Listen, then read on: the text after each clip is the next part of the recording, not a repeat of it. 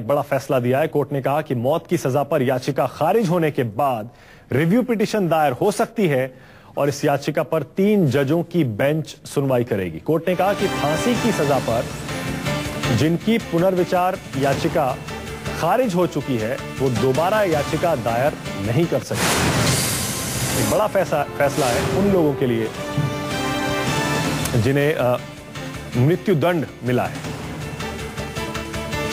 यानी जिनको फांसी की सजा दी गई है वो पुनर्विचार याचिका दायर कर सकते हैं।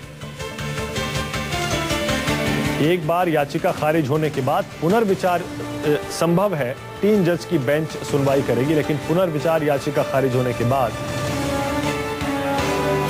कोई अपील नहीं कर सकेंगे। प्रभाकर मिश्रा जुड़ गए और जानकारी के साथ। प्रभाकर, जरा समझाइए क्या है ये फैसला? देखिए मानक, लाल किला मामले में जो एक दोषी था अशफाक, उसने सुप्रीम कोर्ट में याचिका लगाई थी क्योंकि उसे डेथ सेंटेंस मिला हुआ था और सुप्रीम कोर्ट में इस पर रिव्यू पिटीशन जो उसने फाइल किया था, सुप्रीम कोर्ट ने उस रिव्यू पिटीशन को खारिज कर दिया था।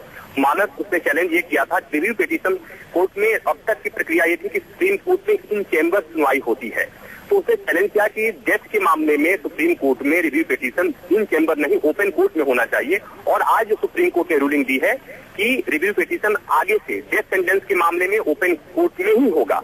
और साथ ही साथ कोर्ट ने भी रूलिंग दिया है कि अगर क्यूरेटिव पिटीशन डिसमिस हो चुका है तो अब उसके बाद कोई रिव्यू फाइल नहीं किया जा सकेगा। तो एक अहम फैसला है सुप्रीम कोर्ट की तरफ से कि अब आगे से जितने केसेस हो गए डेथ के मामले में, अगर पिटीशन डिसमिस होता है, अपील डिसमिस होती है और उसके बाद जब पुनर्विचार याचिका दायर की जाएगी तो 3 जजों की बेंच सुनवाई करेगी उस रिव्यू पिटीशन पुनर्विचार याचिका पर, और वो सुनवाई ओपन खुली अदालत ओपन कोर्ट में होगी।